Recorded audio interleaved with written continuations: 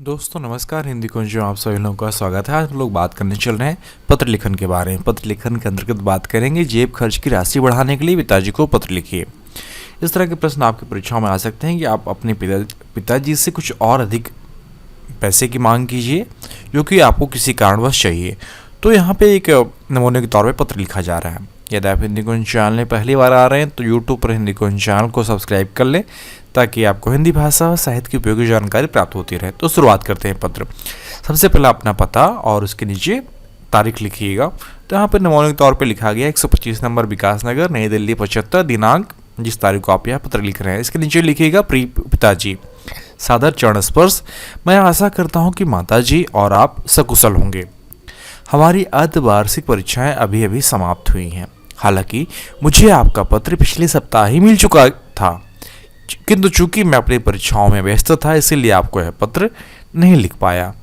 अब चूंकि हमारी परीक्षाएं समाप्त हो चुकी हैं इसलिए हमारे क्लास टीचर हमें घुमाने के लिए बाहर ले जाने की योजना बना रहे हैं। अब हम कुछ दुर्लभ किस्म के पेड़ पौधों को देखने के लिए वनस्पति उद्यानों में जाएंगे। यह यात्रा बहुत रोचक रहेगी और हमारी सभी सहपाठी बेसब्री से इसका इंतजार कर रहे हैं। मुझे फोटो खींचने के लिए एक कैमरे की ज़रूरत है। यदि आपकी कृपा होगी तो आप मुझे इस महीने की जेब खर्च की राशि के लिए कुछ और अधिक रुपए भेज सकें ताकि मैं एक कैमरा खरीद सकूं। मैं आपको अपनी यात्रा के बारे में अपने अगले पत्र में लिखूंगा और इसलिए मुझे आपका आशीर्वाद चाहिए।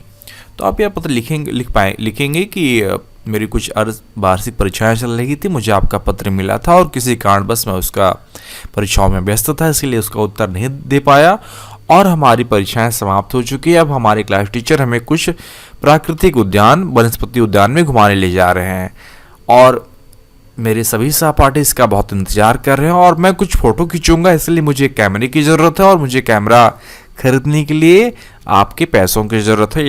यदि आप मुझे कुछ जेब खर्च की राशि कुछ और अधिक बढ़ा देते तो मैं एक कैमरा खरीद लेता।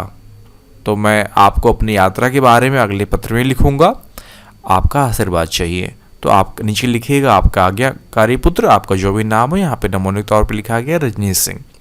तो इस तरह आप यह पत्र बहुत ही आसानी से लिख सकते हैं। यदि आपको यह पत्र लिखित रूप में चाहिए तो नीचे डिस्क्रिप्शन बॉक्स में लिंक दिया गया है जहां पर जाकर आप जेब खर्च की राशि बढ़ाने के लिए पिताजी को पत्र आसानी से लिख सकते हैं। यदि आपको अपने विषय और अध्ययन से संबंधित और अधिक नोट्स चाहिए तो आप hindicoin.com को विजिट करें। वहाँ पर आपके लिए उपयोगी अध्ययन सामग्री उपलब्ध कराई गई है। आशा करता हूँ कि वीडियो आप सभी के लिए उपयोगी सिद्ध होगा। वीडियो देखने के लिए आपका बहुत बहुत धन्यवाद।